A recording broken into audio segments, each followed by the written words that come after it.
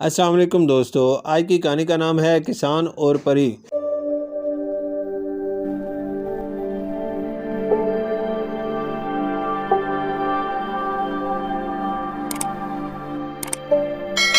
एक दफ़ा का जिक्र है कि किसी गांव में एक किसान रहता था। वो बहुत मेहरबान था। एक दिन वो अपने खेतों में काम करने के लिए जा रहा था। खेतों के रास्ते में एक कुआं पड़ता था। वो बहुत पुराना कुआं था। एक दिन उसने कुएं से किसी की आवाज़ सुनी। कोई मदद के लिए पुकार रहा था। ये आवाज़ किसी औरत की थी। यह कुआं एक जादूगर के कब्जे में था। किसान ने सोचा कि शायद जादूगर औरत का रूप बदल कर मुझे पहुंचाने की कोशिश कर रहा है। जब ये आवाज़ मुसलसल 3 दिन तक आती रही तो किसान ने एक दिन कुएं में झांक कर देखा तो ये एक खूबसूरत परी थी जो जंजीरों में जकड़ी हुई थी। इस परी ने किसान से कहा कि तुम मेरी मदद करो और जब तक मैं इन जंजीरों में जकड़ी रहूंगी तब तक मेरा कोई जादू नहीं चल सकता। किसान इसी वक्त घर से रस्सी ले आया और परी को कुएं से निकाला। जब परी कुएं से निकली तो उसने अपने जादू की छड़ी से कुएं को आग लगा दी और कुएं के साथ जादूगर भी मर गया। परी ने किसान का शुक्रिया अदा किया और कहा कि जब कभी मेरी मदद की जरूरत पड़े तो मुझे बुला लेना। परी ने किसान को एक अंगूठी दी और कहा कि जब तुम मुझे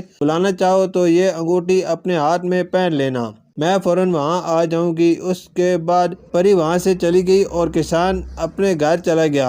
एक दिन किसान के खेतों में एक खौफनाक भेड़िया आ गया। वो किसान को खाने के लिए उसके पास आने लगा। किसान बहुत घबराया हुआ था। अचानक उसे परी की बात याद आ गई और उसने वही अंगूठी निकाली और उसे अपने हाथ में पहन लिया। परी वहां आ गई और अपने जादू की छड़ी से इस भेड़िए को मार दिया।